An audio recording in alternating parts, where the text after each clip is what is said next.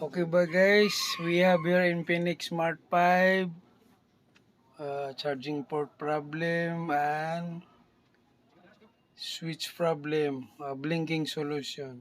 So mga ba guys, please watch until the end of the video.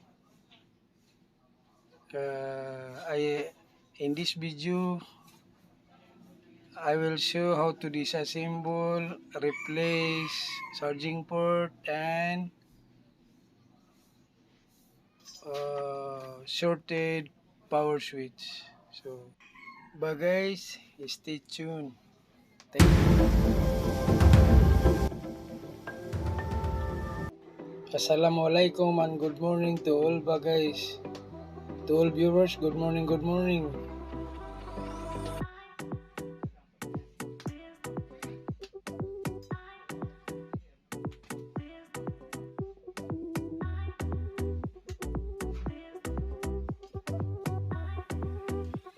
Shout out to Yes Cell Phone Repair Shop. Thank you for watching and viewing.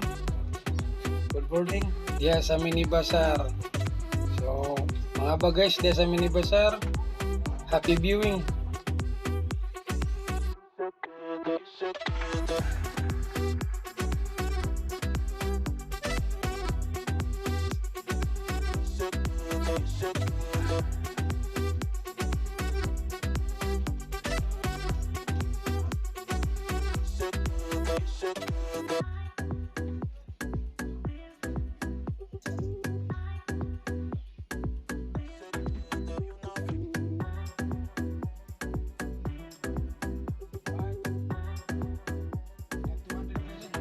Happy viewing to Aslima Masaranga.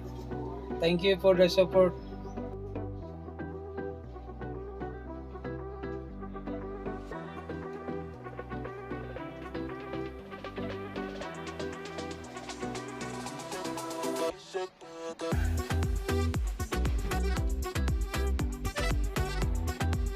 Shout out to Haji Rahim and Raipa, Boromeo Street, download soon area.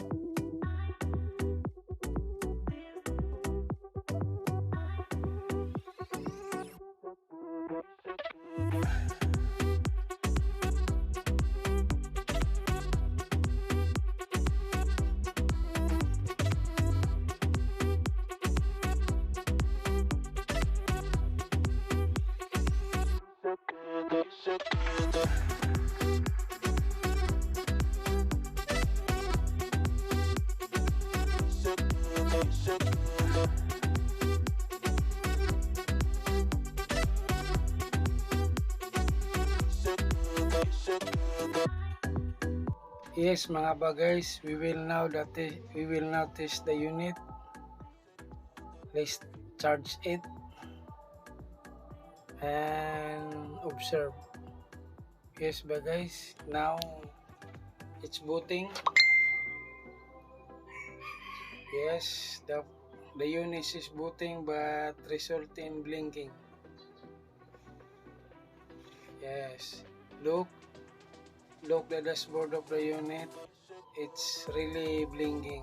So there is another problem in the unit. So look, it's blinking. So we will conclude that there is a power switch problem. There's a shortage. The power switch is shorted. So let's try to angat the board, and if it will come to normal. Yes, look, now the board is disconnected to the full power flex. Look, there is a blue here. That blue is used to disconnect the board to the full flex, full power flex. So see, so now we will observe what happened to the display of the unit. So disconnect and reconnect battery again and charge it. So let's see what happened, guys. So now wait guys. Let's wait guys, wait. Yes, it's charging guys. Back to normal after disconnect volume power and flex. Volume power flex. So yes, correct. There is a shortage. The volume power flex is shortage. So we will try to replace a new switch. Shout out to Basit Pandita ng Metro Surigao. Shout out Aled Sarbida Street. Shout out Kadi Muhammad Boromeo Street. Ansano Haji Rahim Boromeo Street. Shout out sa inyo. Bagay.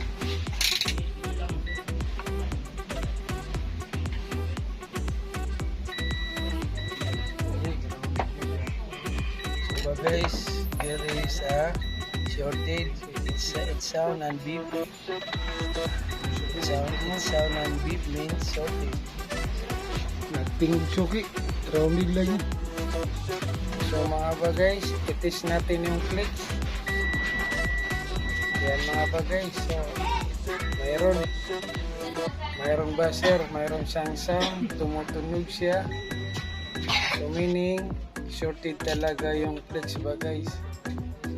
So we will remove the old power switch button and we will replace a new power switch button.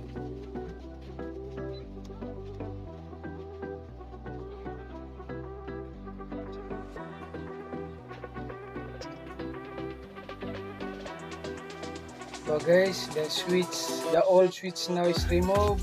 So let's try again.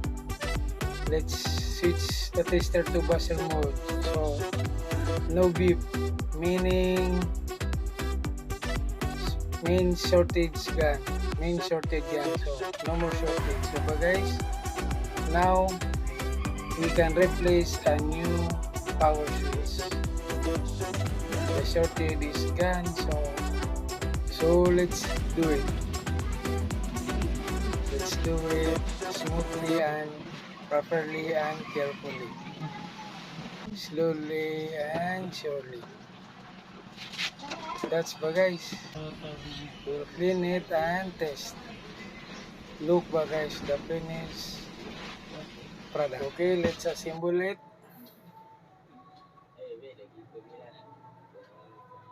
Don't forget to connect the flakes, the battery, and the antenna.